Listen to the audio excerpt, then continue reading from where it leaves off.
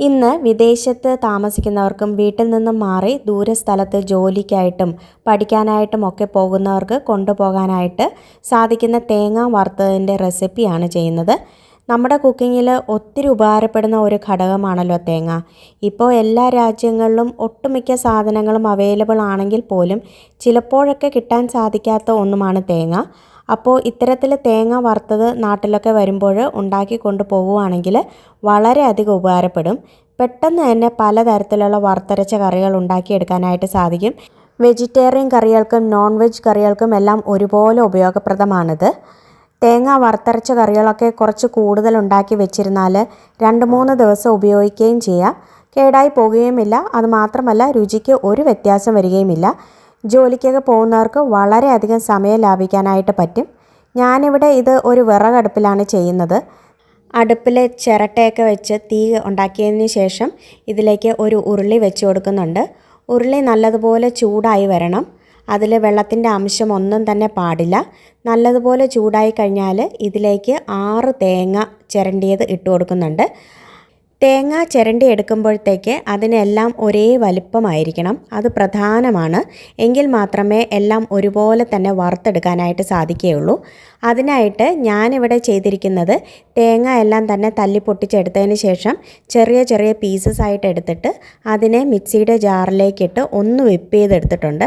അങ്ങനെ ആകുമ്പോഴത്തേക്ക് എല്ലാം ഒരുപോലെ ഒരേ രീതിയിലായിട്ട് നമുക്ക് കിട്ടും. അതിനെ എടുത്താണ് ഇതുപോലെ വറുക്കാനായിട്ട് ഉപയോഗിച്ചിരിക്കുന്നത്. ഇവിടെ ഏകദേശം 6 തേങ്ങ ചെറുതായിട്ട് ഇതുപോലെ വിപ്പ് ചെയ്തെടുത്തതിന് ശേഷമാണ് ഉപയോഗിച്ചിരിക്കുന്നത്. ഉരുളി നന്നായിട്ട് ചൂടായി വന്നു കഴിഞ്ഞാൽ ഇതിലേക്ക് തേങ്ങ ഇട്ട് കൊടുക്കാം. ഇട്ട് കൊടുത്ത ഉടനെ തന്നെ നല്ലതുപോലെ ഇളക്കി കൊടുക്കണം. അല്ലെങ്കിൽ അടിയിലേക്ക് അത് പിടിക്കാനായിട്ടുള്ള സാധ്യതയുണ്ട്. നല്ലതുപോലെ ഇളക്കി തേങ്ങയുടെ വെള്ളമയം ചെറുതായിട്ടൊന്ന് വറ്റി വരണം. അപ്പോഴത്തേക്ക് നമ്മുടെ തീയുടെ അളവ് കുറയ്ക്കണം. നല്ല തീക്കനമുള്ള വിറക് വേണം ഇട്ട് കൊടുക്കാനായിട്ട്. അങ്ങനെ ആകുമ്പോഴത്തേക്ക് ഏകദേശം കത്തി കഴിയുമ്പോഴത്തേക്ക് അത് കനലായിട്ട് മാറും.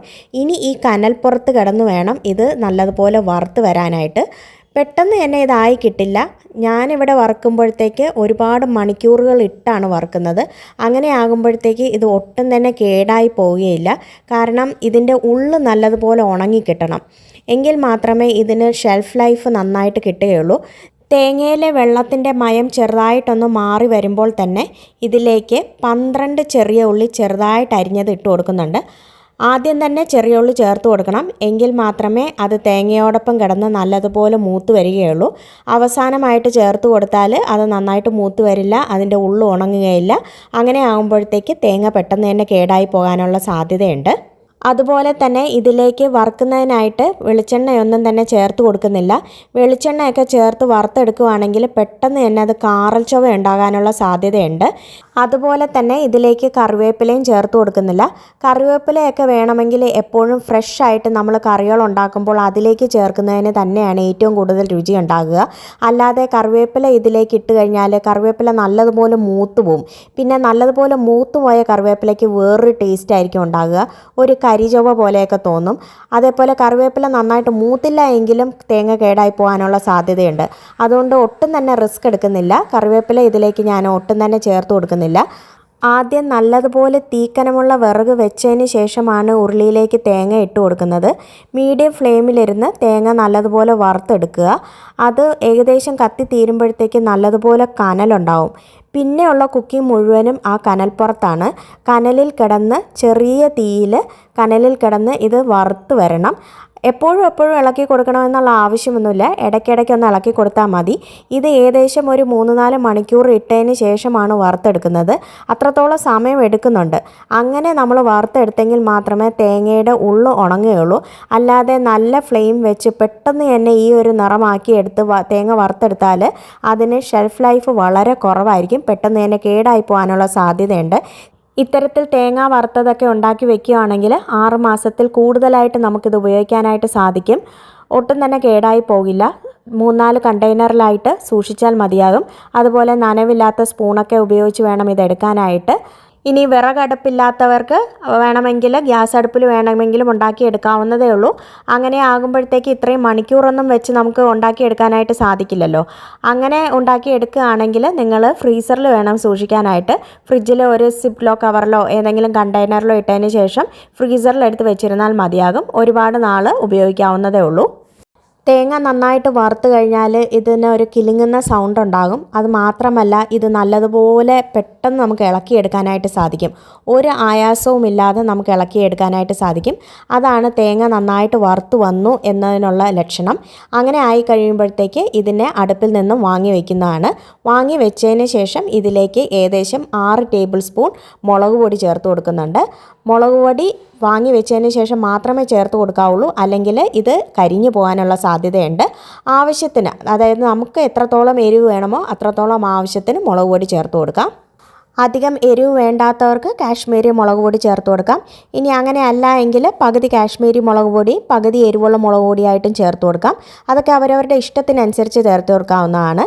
ഇനി വേണമെങ്കിൽ മല്ലിപ്പൊടിയോ മഞ്ഞൾപ്പൊടിയോ മസാലപ്പൊടിയോ എന്ത് വേണമെങ്കിലും ചേർത്ത് കൊടുക്കാം. അതായത് ഗരം മസാലയൊക്കെ ചേർത്ത് കൊടുത്താൽ പിന്നെ വെജിറ്റേറിയൻ കറികൾ ഉണ്ടാക്കാനായിട്ട് ബുദ്ധിമുട്ടുണ്ടായിരിക്കും. അതായത് തീയൽ, വറുത്തരച്ച സാമ്പാർ അതൊക്കെ ഉണ്ടാക്കാനായിട്ട് സാധിക്കില്ലല്ലോ. ഇത്തരത്തിൽ തേങ്ങയും ചെറിയ ഉള്ളിയും അതുപോലെ മുളക് പൊടിയും മാത്രമാകുമ്പോഴത്തേക്ക് വെജിറ്റേറിയൻ കറിയും ഉണ്ടാക്കാം, നോൺ വെജ് കറിയും ഉണ്ടാക്കാം.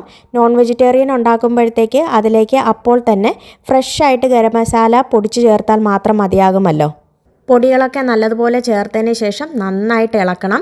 നല്ലതുപോലെ ഇളക്കി യോജിപ്പിച്ച് വേണം വെക്കാനായിട്ട്. ഉരുളിക്ക് തന്നെ നല്ലതുപോലെ ചൂടുണ്ടാകും. ആ ചൂട് തന്നെ മതിയാവും പൊടികളുടെ പച്ചമണമൊക്കെ മാറി കിട്ടാനായിട്ട്. അത്യാവശ്യം നന്നായിട്ട് തന്നെ റോസ്റ്റായി കിട്ടിക്കോളും. അടുത്തതായിട്ട് വേണ്ടത് ഉരുളി നല്ലതുപോലെ തണുത്ത് വരണം. തേങ്ങയുടെ ചൂടൊക്കെ ആറി വരണം. ഏകദേശം 1 മണിക്കൂറെങ്കിലും പിടിക്കും ഇതിൻ്റെ ചൂടൊക്കെ ഒന്ന് മാറി നല്ലതുപോലെ തണുത്ത് വരാനായിട്ട്. അതിനുശേഷം ഒരു കണ്ടെയ്നറിലോ അല്ലെങ്കിൽ സിപ്ലോ കവറിലോ ഏതിലാണെന്ന് വെച്ചാൽ മാറ്റാവുന്നതാണ്. പഠിക്കാനായിട്ടും ജോലിക്കൊക്കെ ആയിട്ടുമൊക്കെ വിദേശത്തൊക്കെ പോകുന്നവരെയൊക്കെ കാണാനായിട്ടൊക്കെ പോകുമ്പോഴത്തേക്ക് നിങ്ങൾക്ക് എന്തെങ്കിലും ഒരു സമ്മാനം കൊടുക്കണമെന്ന് തോന്നിയാൽ പോലും ഇതുണ്ടാക്കി കൊടുക്കാവുന്നതേ ഉള്ളൂ. അവർക്ക് വളരെയധികം ഉപകാരപ്പെടുന്ന ഒന്നാണിത്. ഇത്തരത്തിൽ തേങ്ങ വറുത്ത് ഉണ്ടാക്കി നോക്കിക്കോളൂ. നിങ്ങളും പരീക്ഷിച്ച് നോക്കിക്കോളൂ. ഞാനിത് 6 മാസത്തിൽ കൂടുതൽ വെച്ച് ഉപയോഗിച്ചിട്ടുണ്ട്. ഒരിക്കൽ പോലും ഒട്ടും തന്നെ കേട് വന്നിട്ടില്ല. ഫ്രിഡ്ജിൽ തന്നെ വെക്കേണ്ട ഒരു ആവശ്യവും എനിക്ക് വന്നിട്ടില്ല. കാരണം ഇത്രയും സമയം എടുത്താണല്ലോ ഇത് കുക്ക് ചെയ്തിരിക്കുന്നത്. അതുകൊണ്ട് തന്നെ ഇത് കേടായി പോവുകയില്ല. വീഡിയോ ഇഷ്ടമായെങ്കിൽ ലൈക്കും ഷെയറും ചെയ്യണേ. മറ്റൊരവസരത്തിൽ മറ്റൊരു വീഡിയോയുമായി വീണ്ടും കാണാം. താങ്ക്